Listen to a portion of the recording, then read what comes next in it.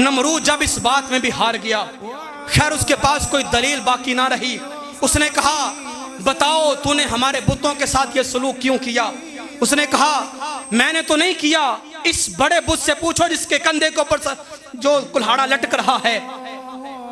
जब उन्होंने ये कहा कि इब्राहिम तुम जानते भी हो कि ना ये सुनते हैं, ना ये बोलते हैं और ना ये हरकत कर सकते हैं, भला ये बुत इनको तोड़ कैसे सकता है? तो फरमाया यही बात तो मैं तुम्हें समझाना चाहता हूँ, जो ना सुनते हैं, ना बोलते हैं, ना हरकत करते हैं, ना अपनी मदद कर सकते हैं, भला वो तुम्हारे खुदा कैसे हो सकते हैं?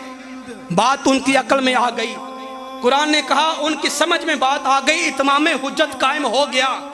अब मैदान माशर में उन लोगों के पास उज़र कोई ना रहा कि मौला हमें तो कोई समझाने वाला आया ही नहीं था। समझा दिया इब्राहिम ने, समझ में बात आ गई, लेकिन शैतान भी तो साथ साथ है ना।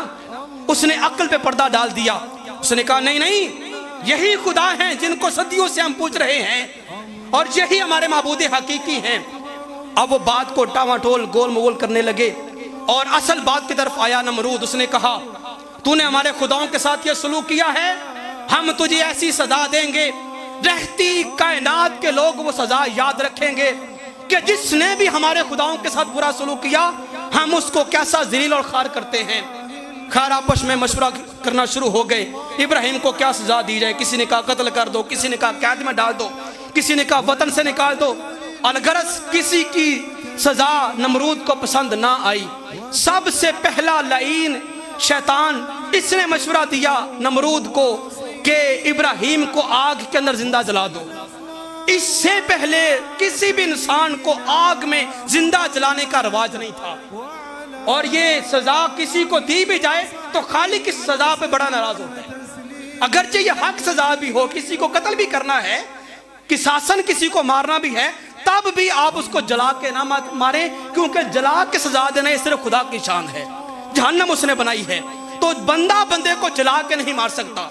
शैतान ने कहा कि इब्राहिम को जला के सजा दो।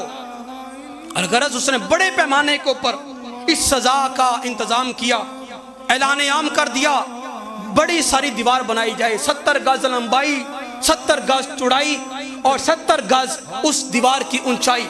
इतनी लंबी चौड़ी वसी मिकदार में दीवार बना दी गई।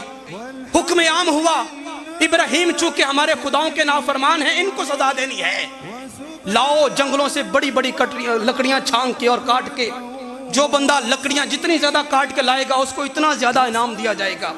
उर्फ आम में यहां तक मशहूर हो गया, चूंकि ये हमारे खुदाओं के नाफरमान हैं, इनको सजा देना बाइसे बरकत और बाइसे सवाब होगा। हामिला औरतें जिद्दोजहद करके लकड़ियां काट के ला रही हैं, अगर मैं इस चिता के अंदर लकड़ी डालूंगी इसके सदके मेरा बुत मुझे बेटा दे देगा। और तरह तरह के लोग नजरें और मन्नतें मांग रहे हैं कि अगर मैं भी कुछ हिस्सा डालूंगी तो मेरा भी ये काम हो जाएगा। अलगरज इस मकसद के साथ लोग लकड़ियां ला रहे हैं और आला किस्म की लकड़ियां उस चिता के अंदर डाली जा रही हैं।